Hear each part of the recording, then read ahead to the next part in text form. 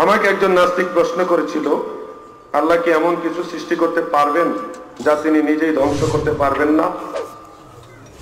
যদি তা সৃষ্টি করতে পারেন, তাহলে ধ্বংস করতে না পারার ফলে তিনি সর্বশক্তিমান না, আর তা সৃষ্টি করতে না পারলেও সর্বশক্তিমান না। দেখেন নাস্তিকদের গিট্টু।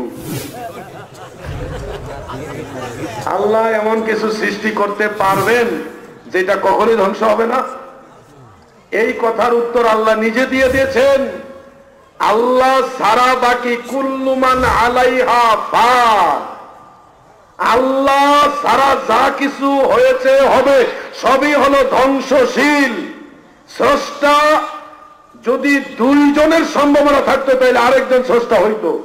স্রষ্টা কখনো স্রষ্টা বানাবে না, আর স্রষ্টাই যদি স্রষ্টা দ্বারা বানায় সে কখনো স্রষ্টা হয় না। যাকে স্রষ্টা বানায় সে কখনো স্রষ্টা হয় না। আল্লাহ যদি এমন কিছু বানায় যেটা ধ্বংসশীল না, তাহলে সেই জিনিসটা তো স্রষ্টা হইল না, সেটা তো সৃষ্টি হইল। তাহলে তোমাদেরকে আগে বলি, আগে স্রষ্টা মানো, তারপরে সৃষ্টি নিয়ে কথা বলো। তোমরা স্রষ্টাই মানো না, তাহলে এমনটা বানাইতো যেটা ধ্বংস হয় না। তো স্রষ্টাই তো তুমি মানো না, যে যিনি বানাবে তিনি তো স্রষ্টা।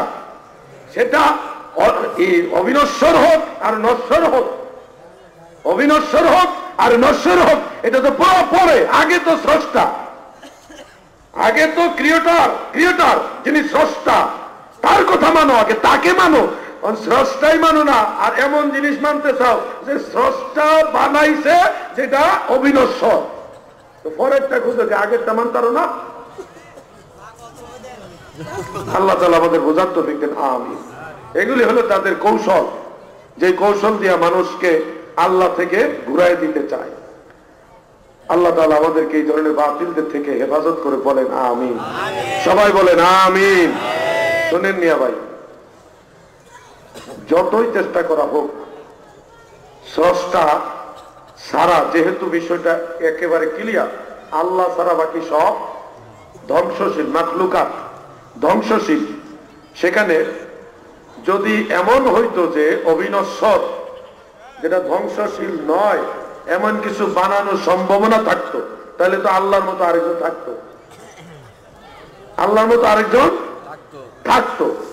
যেহেতু আল্লাহর মতো আর কেউ নাই, ওয়ালাইসা কামিসলিহি সেই, তিনার মতো কেউ নাই, তাহলে তিনার মতো অবিনশ্বর আর কেউ হবে না।